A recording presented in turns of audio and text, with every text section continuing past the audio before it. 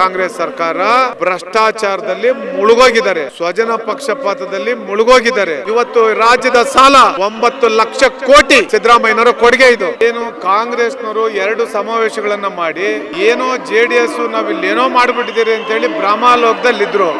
ಏನಪ್ಪಾ ಅಂತಂದ್ರೆ ಒಬ್ಬರಿಗೆ 500 ರೂಪಾಯಿ ಒಂದು ಬಿರಿಯಾನಿ ಪ್ಯಾಕೆಟ್ ಕೊಟ್ಟು ಕರ್ಕೊಂಡ್ ಬಂದಿದ್ದಂಥದ್ದು. ಕಾಂಗ್ರೆಸ್ನವರ ಮೂರ್ಖತನದ ಪರಮಾವಧಿ ಅಂತ ಹೇಳಲಿಕ್ಕೆ ಬಯಸ್ತೀನಿ ನಾನು. ಪೂಜ್ಯ ದೇವೇಗೌಡರು ಸಾಹೇಬರು ಅಂತಂದ್ರೆ ಒಂದು ಶಕ್ತಿ, ಒಂದು ಸ್ಥೈರ್ಯ. ಹಾಸನ ಜಿಲ್ಲೆ ಯಾವತ್ತಿದ್ರು JDS ನ ಭದ್ರಕೋಟೆ ಅಂತೇಳಿ ಇವತ್ತು ಸಾಬೀತು ಮಾಡಿದ್ದಾರೆ. ಸರ್, ನಮ್ಮ ಪ್ರಕಾರ ನಾವು ಬೆಳಗ್ಗೆ 11 ಗಂಟೆಗೆ ಇಲ್ಲಿ ಬಂದಂಥ ಸಂದರ್ಭದಲ್ಲಿ ನಾನಲ್ಲ ಮಾಧ್ಯಮದವರು, ಕನಿಷ್ಠ 11 ಗಂಟೆಗೆ 1.5 ಲಕ್ಷ ಜನ ಇದ್ದಾರೆ. 1.25 ಲಕ್ಷ ಚೇರ್ ಹಾಕಿದ್ದಾರೆ. 1.25 ಲಕ್ಷ ಚೇರು ಸಂಪೂರ್ಣವಾಗಿ ಭರ್ತಿಯಾಗಿದೆ. ಒಳಗಡೆ ಎಷ್ಟು ಜನ ಇದ್ದಾರೋ ಅಷ್ಟೇ ಜನ ಹೊರಗಡೆ ಇದ್ದಾರೆ. ತಾವೆಲ್ಲ ನೋಡ್ತಾ ಇದ್ದೀರಿ, ಬಸ್ಸುಗಳು, ಸಾಕಷ್ಟು ಬಸ್ಸುಗಳು ಇನ್ನೂ ಇರಲಿಕ್ಕೆ ಬರಲಿಕ್ಕೆ ಸಾಧ್ಯನೇ ಆಗಲಿಲ್ಲ. ಅಂಥ ಪರಿಸ್ಥಿತಿ ನಿರ್ಮಾಣ ಆಗಿದೆ.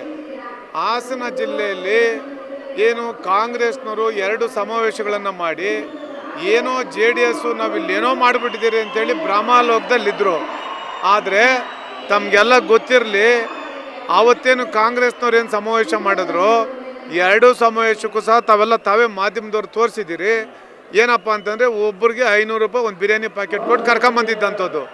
ಆದರೆ ಇವತ್ತು JDS ನ ಭದ್ರಕೋಟೆ ಅಂತೇಳಿ ಇಲ್ಲಿನ ಹಾಸನ ಜಿಲ್ಲೆಯ ಸಮಸ್ತ ಜಿಲ್ಲೆಯ ಸ್ತ್ರೀ ಸಾಮಾನ್ಯರು ಇವತ್ತು ಹಾಸನ ಜಿಲ್ಲೆ ಯಾವತ್ತಿದ್ರೂ JDS ನ ಭದ್ರಕೋಟೆ ಅಂತೇಳಿ ಇವತ್ತು ಸಾಬೀತು ಮಾಡಿದ್ದಾರೆ. ಅಂಥ ಒಂದು ಹಾಸನ ಜಿಲ್ಲೆಯಲ್ಲಿ ಯಾವುದೋ ಒಂದು ದುರುದ್ದೇಶ ಇಟ್ಕೊಂಡು ವಿನಾಕಾರಣ JDS ಬಗ್ಗೆ ಆರೋಪಗಳು ಮಾಡಿದ ಕೂಡಲೇ JDSಗೆ ಹಿನ್ನಡೆ ಆಯಿತು ಅಂತ ಏನಾದರೂ ಭಾವಿಸಿದರೆ ಅದು ಕಾಂಗ್ರೆಸ್ನವರ ಮೂರ್ಖತನದ ಪರಮಾವಧಿ ಅಂತ ಹೇಳಲಿಕ್ಕೆ ಬಯಸ್ತೀನಿ ನಾನು. ಸರ್, ಈಗ ಬಂದಿರತಕ್ಕಂಥ ಕಾರ್ಯಕರ್ತರಿಗೆ, ಮುಖಂಡರಿಗೆ ಯಾವೆಲ್ಲ ವ್ಯವಸ್ಥೆಗಳು ಮಾಡಿದ್ದಾರೆ ಅಂತ ಈ ಕಾರ್ಯಕ್ರಮ? ಸರ್, ಇಲ್ಲಿ ಬಂದಿರತಕ್ಕಂಥ ಮುಖಂಡರು ಬಿಡಿ, ಮುಖಂಡರಿಗೇನು ಪೂರ್ವಭಾವಿಯಾಗಿ ನಮ್ಮ ಏನು ಜಿಲ್ಲೆಯ ಸಮಸ್ತ ನಾಗರಿಕರು, ಶ್ರೀ ಸಾಮಾನ್ಯರು, ವಿಶೇಷವಾಗಿ ಮಹಿಳೆಯರು, ವಿಕಲಚೇತನರು ಸಾಕಷ್ಟು ಜಿಲ್ಲೆಯಿಂದ ಅಷ್ಟೇ ಅಲ್ಲ ಬೇರೆ ಬೇರೆ ಜಿಲ್ಲೆಯಿಂದನೂ JDSನ ಅಭಿಮಾನಕ್ಕೆ ಭಾಳ ಜನ ಬಂದಿದ್ದಾರೆ. JDS ಅಂತಂದರೆ ಅದರಲ್ಲೂ ವಿಶೇಷವಾಗಿ ಹಾಸನ ಜಿಲ್ಲೆ ಅಂತಂದರೆ ಪೂಜ್ಯ ದೇವೇಗೌಡರು ಸಾಹೇಬರು, ಕುಮಾರಣ್ಣವರು, HD ರೇವಣ್ಣ ಸಾಹೇಬರು, ಅದರಲ್ಲೂ ವಿಶೇಷವಾಗಿ ದೇವೇಗೌಡರು ಸಾಹೇಬರು ಈ ದೇಶದ ಪ್ರಧಾನಮಂತ್ರಿಗಳಾದಂಥ ಸಂದರ್ಭದಲ್ಲಿ, ಈ ರಾಜ್ಯದ ಮುಖ್ಯಮಂತ್ರಿಗಳಾದಂಥ ಸಂದರ್ಭದಲ್ಲಿ, ಅದರಲ್ಲೂ ಹಾಸನ ಜಿಲ್ಲೆ ಅಂತಂದರೆ ಅಭಿವೃದ್ಧಿ ಅಂತ ಏನಾದರೂ ಒಂದು ಹೆಸರು ಬಂತು ಅಂತಂದರೆ ಅದು ರೇವಣ್ಣವರ ಕೊಡುಗೆ ಅಂತೇಳಿ ನಾವು ಹೇಳ್ತಕ್ಕಂಥದ್ದಲ್ಲ, ಸಮಸ್ತ ಹಾಸನ ಜಿಲ್ಲೆಯ ನಾಗರಿಕರು ಹೇಳ್ತಾರೆ. ತಮಗೂ ಗೊತ್ತಿದೆ, ತಾವೆಲ್ಲ ನೋಡಿದ್ದೀರಿ. ಈಗ ಉದಾಹರಣೆಗೆ ಬೇರೆ ಬೇರೆ ಜಿಲ್ಲೆಯಲ್ಲಿ ಕಾಂಗ್ರೆಸ್ ಪಕ್ಷದವರು ಸಮಾವೇಶ ಮಾಡಿದಂಥ ಸಂದರ್ಭದಲ್ಲಿ ಹಾಸನ ಜಿಲ್ಲೆ ರೀತಿ ನಮ್ಮ ಜಿಲ್ಲೆಗಳು ಸಹ ಅಭಿವೃದ್ಧಿ ಆಗಬೇಕು ಅನ್ನೋ ಮಾತನ್ನು ಹೇಳ್ತಾರೆ. ಏತಕ್ಕೆ ಆ ಮಾತನ್ನು ಹೇಳ್ತಾರೆ ಅಂತಂದರೆ, ಹಾಸನ ಜಿಲ್ಲೆ ಅಭಿವೃದ್ಧಿಗೆ ಏನಾದರೂ ಇವತ್ತು ಇಷ್ಟು ಪೂರಕವಾಗಿ ಕೆಲಸ ಮಾಡಿದ್ದಾರೆ. ಇವತ್ತು ಇಲ್ಲಿನ ರೈತರ ಆಸ್ತಿಗಳು ಸಾಕಷ್ಟು ಪ್ರಮಾಣದಲ್ಲಿ ಇವತ್ತೇನಾದರೂ ಬೆಲೆ ಬಂದಿದೆ ಅಂತಂದರೆ ಅದಕ್ಕೆ ಕಾರಣ JDS ಪಕ್ಷ. ಇದರಲ್ಲಿ HD ರೇವಣ್ಣ ಸಾಹೇಬರು ಮತ್ತು ಕುಮಾರಣ್ಣವರು ಮುಖ್ಯಮಂತ್ರಿಗಳಾದಂಥ ಸಂದರ್ಭದಲ್ಲಿ ಇಲ್ಲಿಗೆ ಕೊಟ್ಟಿರ್ತಕ್ಕಂಥ ಅನುದಾನ. ಹಾಗಾಗಿ ಇವತ್ತು ಅನುದಾನ ಎಲ್ಲ ಸರ್ಕಾರದಲ್ಲೂ ಎಲ್ಲರೂ ತರ್ತಾರೆ, ಆದರೆ ಅಭಿವೃದ್ಧಿ ಮಾಡ್ತಕ್ಕಂಥ ಇಚ್ಛಾಶಕ್ತಿನೂ ಸಹ ಇರಬೇಕು. ಅಂಥ ಇಚ್ಛಾಶಕ್ತಿ JDS ಪಕ್ಷ HD ರೇವಣ್ಣ ಸಾಹೇಬ್ರಿಗೆ ಇದೆ ಅಂತೇಳಿ ಇಲ್ಲಿನ ಜನ ಹೇಳ್ತಾರೆ. ಸರ್, ಈಗ ದೇವೇಗೌಡರಿಗೆ ಇಷ್ಟು ವಯಸ್ಸಾಗಿದೆ, ಆದರೂ ಕೂಡ ಕಾರ್ಯಕ್ರಮಕ್ಕೆ ಬಂದು ಸ್ಫೂರ್ತಿದಾಯಕವಾಗಿ ಕುತ್ಕೊಂಡು ಎಲ್ಲರನ್ನೂ ಕೂಡ ಆಶೀರ್ವಾದಿಸ್ತಾ ಬರುವಂಥ ಅಭಿಮಾನಿಗಳನ್ನು ಈಗಲೂ ಕೂಡ ಸ್ವಾಗತಿಸ್ತಿದ್ದಾರೆ. ಇದ್ರ ಬಗ್ಗೆ ಮಾತಾಡೋದಾದ್ರೆ ನೋಡಿ, ಪೂಜ್ಯ ದೇವೇಗೌಡರು ಸಾಹೇಬರು ಅಂತಂದರೆ ಒಂದು ಶಕ್ತಿ, ಒಂದು ಸ್ಥೈರ್ಯ, ಒಂದು ಜನರಿಗೆ ಅವ್ರ ಮೇಲೆ ಇರತಕ್ಕಂಥ ಪ್ರೀತಿ ವಿಶ್ವಾಸ, ಆಮೇಲೆ ಅವರು ಜೀವನದಲ್ಲಿ ಒಂದು ಛಲ ಇಟ್ಕೊಂಡಿದ್ದಾರೆ. ಆ ಛಲ ಹೇಗಿದೆಯಪ್ಪ ಅಂತಂದರೆ 93 ವಸಂತಗಳನ್ನ ಪೂರೈಸಿ 94ನೇ ವಸಂತಕ್ಕೆ ಕಾಲಿಡ್ತಕ್ಕಂಥ ಈ ಸಂದರ್ಭದಲ್ಲೂ ಸಹ ನಾನು ಪೂಜ್ಯ ದೇವೇಗೌಡರು ಸಾಹೇಬರು ಇವತ್ತು ತಾವೆಲ್ಲ ನೋಡ್ತಾ ಇದ್ದೀರಿ, ಪಾರ್ಲಿಮೆಂಟ್ಗೆ ಹೋಗಿ ಪಾರ್ಲಿಮೆಂಟಲ್ಲಿ ಅವ್ರು ಏನಾದರೂ ಮಾತನಾಡ್ತಾರೆ ಅಂತಂದರೆ ಅದು ಈ ರಾಜ್ಯದ ನೀರಾವರಿ ಬಗ್ಗೆ, ಅದು ಈ ರಾಜ್ಯದಲ್ಲಿ ಇವತ್ತೇನಾದರೂ ಬೆಂಗಳೂರು ನಗರದ ನಾಗರಿಕರು ಇವತ್ತೇನಾದರೂ ಕಾವೇರಿ ನೀರು ಕುಡಿತಾ ಇದ್ದಾರೆ ಅಂತಂದರೆ ಅದಕ್ಕೆ ಕಾರಣ ಪೂಜ್ಯ ದೇವೇಗೌಡರು ಸಾಹೇಬರು. ಇಡೀ ಸ್ವತಂತ್ರ ಪೂರ್ವದಿಂದ ಸ್ವತಂತ್ರ ಬಂದ ಮೇಲೆ ಈ ದೇಶದಲ್ಲಿ ಎಷ್ಟು ಜನ ಅಧಿಕಾರವನ್ನು ಮಾಡಿದ್ದಾರೆ. ಆದರೆ ಯಾರಾದರೂ ಇವತ್ತು ಡಿಫೆನ್ಸ್ ಜಾಗವನ್ನು ಇವತ್ತೇನಾದರೂ ಸುಮಾರು ರಸ್ತೆಗೋಸ್ಕರ ಇವತ್ತೇನಾದರೂ ಡಿಫೆನ್ಸಿಂದ ಆ ಜಾಗವನ್ನು ತಗೊಂಡಿದ್ದಾರೆ ಅಂತಂದರೆ ಅದು ಪೂಜ್ಯ ದೇವೇಗೌಡರು ಸಾಹೇಬರು ಈ ಕರ್ನಾಟಕ ರಾಜ್ಯಕ್ಕೆ ಬೆಂಗಳೂರು ನಗರಕ್ಕೆ ಕೊಟ್ಟಿರ್ತಕ್ಕಂಥ ಕೊಡುಗೆ. ಆದರೆ ಒಂದು ದುರ್ದೈವ ಏನಪ್ಪ ಅಂತಂದರೆ JDS ಪಕ್ಷ ಯಾವ್ಯಾವ ಸಂದರ್ಭದಲ್ಲಿ ಅಧಿಕಾರ ಮಾಡಿದ್ದಾರೆ, ಬೆಂಗಳೂರು ನಗರಕ್ಕೆ ಏನು ಕೊಡುಗೆಗಳನ್ನ ಕೊಟ್ಟಿದ್ದಾರೆ, ಆದರೆ ಪ್ರಚಾರದ ಕೊರತೆ, ನಾವು ಅಡ್ವರ್ಟೈಸ್ಮೆಂಟ್ ಮಾಡಲಿಲ್ಲ. ತಾವು ನೋಡ್ತಾ ಇದ್ದೀರಿ ಇವತ್ತು ಏನು 2.5 ವರ್ಷ ಪೂರೈಸಿದ್ದಾರೆ ಇವತ್ತು ಈ ಕಾಂಗ್ರೆಸ್ ಸರ್ಕಾರ. ಭ್ರಷ್ಟಾಚಾರದಲ್ಲಿ ಮುಳುಗೋಗಿದ್ದಾರೆ, ಸ್ವಜನ ಪಕ್ಷಪಾತದಲ್ಲಿ ಮುಳುಗೋಗಿದ್ದಾರೆ. ರಾಷ್ಟ್ರೀಯ ಪಕ್ಷವಾಗಿ ಇವತ್ತು ಒಂದು ಕಾಂಗ್ರೆಸ್ ಪಕ್ಷ ಉಳಿದಿಲ್ಲ, ಅದು ಸಹ ಒಂದು ಪ್ರಾದೇಶಿಕ ಪಕ್ಷವಾಗಿ ಬದಲಾಗ್ತಾ ಇದೆ. ಯಾಕೆ ಅಂತಂದರೆ ಇಡೀ ದೇಶದ ಚುನಾವಣೆಗಳಾದಂಥ ಸಂದರ್ಭದಲ್ಲಿ ಇವತ್ತೇನು ಕಾಂಗ್ರೆಸ್ ಪಕ್ಷ ಎಲ್ಲ ಕಡೆನೂ ಸಹ ನೆಲ ಕಚ್ತಾ ಇರ್ತಕ್ಕಂಥದ್ದು ನಾವು ಓಡ್ತಾ ಇದ್ದೀರಿ. ಈ ರಾಜ್ಯದಲ್ಲೂ ಸಹ ಎರಡು ರಾಷ್ಟ್ರೀಯ ಪಕ್ಷಗಳ ಮಧ್ಯೆ ಒಂದು ಪ್ರಾದೇಶಿಕ ಪಕ್ಷ ಇವತ್ತು ಏನು ಇಡೀ ರಾಜ್ಯದಲ್ಲಿ ಇವತ್ತು 25 ವರ್ಷಗಳ ಒಂದು ವಸಂತವನ್ನು ಮುಗಿಸಿ ಇವತ್ತೇನು ರಜತ ಮಹೋತ್ಸವವನ್ನು ಇವತ್ತೇನು ಆಚರಣೆ ಮಾಡ್ತಾ ಇದ್ದೀರಿ. ಎರಡು ರಾಷ್ಟ್ರೀಯ ಪಕ್ಷಗಳ ಮಧ್ಯೆ ಒಂದು ಪ್ರಾದೇಶಿಕ ಪಕ್ಷ 25 ವರ್ಷ ಒಂದು ರಾಜ್ಯದಲ್ಲಿ ಅಧಿಕಾರ ಮಾಡ್ತಕ್ಕಂಥದ್ದು, ಒಂದು ಪಕ್ಷ ಸಂಘಟನೆ ಮಾಡ್ತಕ್ಕಂಥದ್ದು, ಜನರ ಪ್ರೀತಿ ವಿಶ್ವಾಸನ ಉಳಿಸ್ತಕ್ಕಂಥದ್ದು ಅಷ್ಟು ಸುಲಭದ ಮಾತಲ್ಲ. ಹಾಗಾಗಿ ಪೂಜ್ಯ ದೇವೇಗೌಡರು ಸಾಹೇಬರು, ಕುಮಾರಣ್ಣವರು, HD ರೇವಣ್ಣ ಸಾಹೇಬರು, ಈ ಕಡೆ ನಮ್ಮ ನಿಖಿಲ್ ಕುಮಾರಣ್ಣವರು, ಇವರು ಏನು ತಾವೆಲ್ಲ ಆರೋಪ ಮಾಡ್ತಾರೆ JDS ಪಕ್ಷ ಅಂದರೆ ಒಂದು ಕುಟುಂಬಕ್ಕೆ ಸೀಮಿತ ಪಕ್ಷ ಅಂತ. ನೋಡಿ, JDS ಪಕ್ಷ ಅಂತಂದರೆ ಒಂದು ಕುಟುಂಬದ ನಾಯಕತ್ವ ಇದೆ. ಆದರೆ ಇಡೀ ರಾಜ್ಯದ ಜನರನ್ನು ನಾವೆಲ್ಲ ಒಂದು ಕುಟುಂಬ ಅಂತೇಳಿ ಭಾವಿಸ್ತಾರೆ.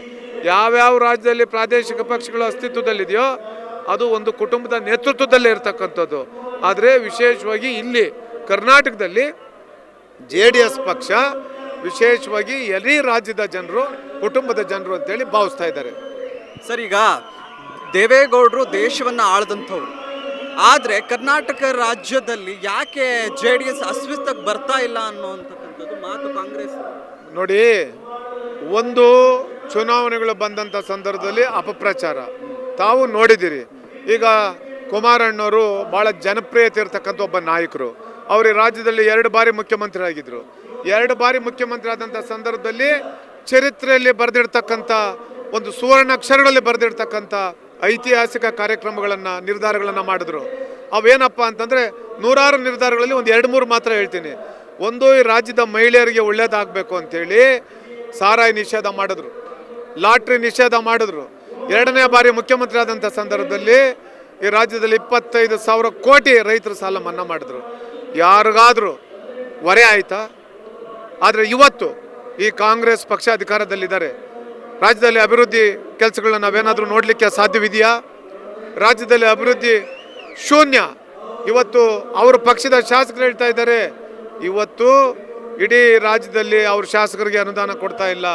ಇವತ್ತು ಏನು 5 ಗ್ಯಾರಂಟಿ ಸ್ಕೀಮ್ಗಳನ್ನ ಕೊಟ್ಟಿದ್ದಾರೆ, 5 ಗ್ಯಾರಂಟಿ ಸ್ಕೀಮ್ಗಳಲ್ಲಿ ಇವತ್ತು ಹಣನೆಲ್ಲ ಅದಕ್ಕೆ ವಿನಿಯೋಗ ಮಾಡ್ತಾ ಇದ್ದಾರೆ. ಇವತ್ತು ರಾಜ್ಯದ ಸಾಲ 9 ಲಕ್ಷ ಕೋಟಿ ಸಿದ್ದರಾಮಯ್ಯನವರ ಕೊಡುಗೆ ಇದು. ನಾನು ಬಜೆಟನ್ನು ಮಂಡಿಸಿ ನಾನು ದಾಖಲೆ ಮಾಡಿದ್ದೀನಿ ಅನ್ನೋದಲ್ಲ, ಆದರೆ ದೇವರಾಜ್ ಅರಸು ಅವರ ದಾಖಲೆ ಮುರಿದೆ ಅನ್ನೋದಲ್ಲ. ತಾವು ಇದ್ದಂಥ ಸಂದರ್ಭದಲ್ಲಿ ರಾಜ್ಯಕ್ಕೆ ಎಷ್ಟು ಅನುದಾನವನ್ನು ಕೊಟ್ಟಿದ್ದೀರಿ, ರಾಜ್ಯ ಎಷ್ಟು ಅಭಿವೃದ್ಧಿ ಆಗಿದೆ, ಬಡವರು ಬಡತನ ಎಷ್ಟು ನಿರ್ಮೂಲನೆ ಆಗಿದೆ, ಇದು ಮಾತ್ರ ಕೌಂಟ್ ಆಗ್ತದೆ ಹೊರತಾಗಿ ಅಧಿಕಾರಕ್ಕೋಸ್ಕರ ಏನು ಅತಿ ಹೆಚ್ಚು ಸಾಲವನ್ನು ಮಾಡಿ ಅತಿ ಹೆಚ್ಚು ಬಜೆಟ್ಗಳನ್ನ ಮಂಡಿಸಿ ನಾನು ಈ ರಾಜ್ಯದ ದಾಖಲೆಯನ್ನು ಮಾಡಿದ್ದೀನಿ ಅಂತಂದರೆ ಅದನ್ನು ಭಾಳ ದಿನ ಜನ ನೆನಪಿಟ್ಕೊಳಕ್ಕೆ ಹೋಗೋದಿಲ್ಲ. ಇದು ನಾವು ಹೇಳ್ತಕ್ಕಂಥದ್ದಲ್ಲ, ರಾಜ್ಯದ ಜನ, ಅವ್ರ ಪಕ್ಷದ ಶಾಸಕರು, ಅವ್ರ ಪಕ್ಷದ ಮುಖಂಡರು ಹೇಳ್ತಾ ಇದ್ದಾರೆ. ಇವತ್ತು ಅಂತ ಒಂದು ನೀಚ ಕಾಂಗ್ರೆಸ್ ಸರ್ಕಾರ ಇವತ್ತು ರಾಜ್ಯದಲ್ಲಿ ಅಧಿಕಾರದಲ್ಲಿದೆ. ಮುಂದೆ ಬರ್ತಕ್ಕಂಥ ಎಲ್ಲ ಲೋಕಲ್ ಬಾಡಿ ಚುನಾವಣೆಯಲ್ಲೂ ಮುಂದೆ ಬರ್ತಕ್ಕಂಥ ಏನು ಇನ್ನು 2 ವರ್ಷ ಇದೆ, ಆವತ್ತು ತೋರಿಸ್ತದೆ ರಾಜ್ಯದ ಜನ. ಯಾಕೆ ಅಂತಂದರೆ ಇವತ್ತು ಪೂರ್ಣ ಪ್ರಮಾಣದ ಬಹುಮತದ ಸರ್ಕಾರ ಅಂತೇಳಿ ಹುಚ್ಚುಚ್ಚಾಗಿ ಇವತ್ತು ಅವರು ಹೇಳಿಕೆಗಳನ್ನ ಕೊಡ್ತಾ ಇದ್ದಾರೆ, ಇಷ್ಟ ಬಂದ ರೀತಿ ಅಧಿಕಾರ ನಡೆಸ್ತಾ ಇದ್ದಾರೆ. ರಾಜ್ಯದ ಜನ ಯಾವತ್ತು ಚುನಾವಣೆಗಳು ಬರ್ತದೋ ಆವತ್ತು ತಕ್ಕ ಶಾಸ್ತಿ ತಕ್ಕ ಪಾಠವನ್ನು ಈ ಕಾಂಗ್ರೆಸ್ ಪಕ್ಷಕ್ಕೆ ಕಲಿಸ್ತಾರೆ. ಸರ್, ಎಲ್ಲೋ ಒಂದ್ ಕಡೆ ಯುವ ಶಕ್ತಿ ಕುಂದುತ್ತಾ ಇದೆ, ಪಕ್ಷಕ್ಕೆ ಅವ್ರನ್ನ ಯಾರನ್ನೂ ಆಹ್ವಾನಿಸ್ತಾ ಇಲ್ಲ ಅನ್ನುವಂತ ಮಾತಿದೆ. ಇದ್ರ ಬಗ್ಗೆ ಮಾತಾಡೋದು ಇಲ್ಲ ಇಲ್ಲ ಇಲ್ಲ ಯುವ ಶಕ್ತಿ ಕುಂದುತ್ತಾ ಇಲ್ಲ. ನಮ್ಮ ಯುವ ನಾಯಕರಾಗಿರ್ತಕ್ಕಂಥ ಏನು ನಿಖಿಲ್ ಕುಮಾರ್ನವ್ರು ಇರ್ಬೋದು, ಹಾಸನ ಜಿಲ್ಲೆಯಲ್ಲಿ ಪ್ರಜ್ವಲ್ ರೇವಣ್ಣವ್ರು ಇರ್ಬೋದು, ಅಷ್ಟೇ ಅಲ್ಲ ನಮ್ಮ ಪಕ್ಷದಲ್ಲಿ ಯುವ ಶಾಸಕರಾಗಿರ್ತಕ್ಕಂಥ ಶರಣಗೌಡ ಕಂದಕೂರವ್ರು ಇರ್ಬೋದು, ಭಾಳಷ್ಟು ಜನ ಶಾಸಕರು ಇವತ್ತು ಯುವಕರಿದ್ದಾರೆ. ಹಾಗಾಗಿ ಆ ಜಿಲ್ಲೆಗಳಲ್ಲಿ ಹೋದರೆ ಗೊತ್ತಾಗ್ತದೆ ಯುವಕರಿಗೆ ಯಾವ ರೀತಿ ಪಕ್ಷ ಅಧಿಕಾರದಲ್ಲಿದ್ದರೆ ಯುವಕರಿಗೆ ಏನಾದರೂ ಅಧಿಕಾರ ಕೊಡುವುದು, ಪಕ್ಷ ಅಧಿಕಾರದಲ್ಲಿರದೇ ಇರತಕ್ಕಂಥ ಸಂದರ್ಭದಲ್ಲಿ ಆ ರೀತಿ ಹೇಳಲಿಕ್ಕೆ ಬರೋದಿಲ್ಲ. ಮುಂದಿನ ದಿನಗಳಲ್ಲಿ ನಮಗೆ ಪೂರ್ಣ ಪ್ರಮಾಣದ ವಿಶ್ವಾಸ ಇದೆ ಈ ರಾಜ್ಯದಲ್ಲಿ ಮತ್ತೆ JDS ಪಕ್ಷ ಅಧಿಕಾರಕ್ಕೆ ಬರುತ್ತೆ. ಆವತ್ತು ಯುವಕರಿಗೆ ಹೆಚ್ಚಿನ ಶಕ್ತಿ ತುಂಬುವಂಥ ಕೆಲಸವನ್ನು ಈ ಪಕ್ಷದ ನಾಯಕರು ಮಾಡ್ತಾರೆ ಅಂತೇಳಿ ಹೇಳಲಿಕ್ಕೆ ಬಯಸ್ತೇನೆ. ಸರ್, 2028ಕ್ಕೆ ಮತ್ತೆ ಚುನಾವಣೆ ಪ್ರಾರಂಭ ಆಗುತ್ತೆ. ಆಗ JDS ಪಕ್ಷಕ್ಕೆ ಮುಂಚೂಣಿ ಬರುತ್ತಾ? ಏನು, ಹೇಗೆ? 100ಕ್ಕೆ 100. ಈಗಾಗಲೇ ಹೋದ ಬಾರಿ ಏನು ವಿಧಾನಸಭೆ ಚುನಾವಣೆ ನಡೆದಂಥ ಸಂದರ್ಭದಲ್ಲಿ ನಮ್ಮ ಪಕ್ಷಕ್ಕೆ ಹಿನ್ನಡೆ ಆಗಿತ್ತು. ನಾವು ಏನು ನಿರೀಕ್ಷೆ ಇಟ್ಟಿದ್ರೆ ಅಷ್ಟು ಸ್ಥಾನಗಳು ನಾವು ಗೆಲ್ಲಲಿಕ್ಕೆ ಸಾಧ್ಯವಾಗಲಿಲ್ಲ. ಆದರೆ ಅದೇ ಪಾರ್ಲಿಮೆಂಟ್ ಚುನಾವಣೆ ಬಂತು, ನಾವು ಮತ್ತೆ ಭಾರತೀಯ ಜನತಾ ಪಾರ್ಟಿ JDS ಪಕ್ಷ NDA ಅಂಗ ಪಕ್ಷ. ಆದರೆ ಅವತ್ತು ಯಾವ ರೀತಿ ನಾವು ಜನ ತೀರ್ಮಾನ ಮಾಡಿದ್ರು, ಮುಂದೆ ಬರ್ತಕ್ಕಂಥ ಯಾವುದೇ ಚುನಾವಣೆಯಲ್ಲೂ ಇದೇ ರೀತಿ ತೀರ್ಮಾನವನ್ನು ಜನ ಮಾಡ್ತಾರೆ. ಕಾಂಗ್ರೆಸ್ ಪಕ್ಷದವರು ಇವತ್ತು ಕೊಡ್ತಾ ಇರತಕ್ಕಂಥ ಆಡಳಿತದ ಬಗ್ಗೆ ರಾಜ್ಯದ ಜನ ಬೇಸತ್ತೋಗಿದ್ದಾರೆ. ನೀವು ಸಣ್ಣ ಆಗ್ಬೇಕಲ್ವಾ? ಅದು ಒಂದು ಉತ್ತಮ ಆಹಾರದಿಂದ ಸಣ್ಣ ಆಗ್ಬೇಕಲ್ವಾ? ಪ್ರತಿದಿನ ನಮ್ಮ ಜೀನಿ ಸ್ಲಿಮ್ನ ಯೂಸ್ ಮಾಡಿ ಯಾವುದೇ ಸೈಡ್ ಎಫೆಕ್ಟ್ ಇಲ್ದಂಗೆ ನೀವು ಸಣ್ಣ ಆಗ್ತೀರಾ.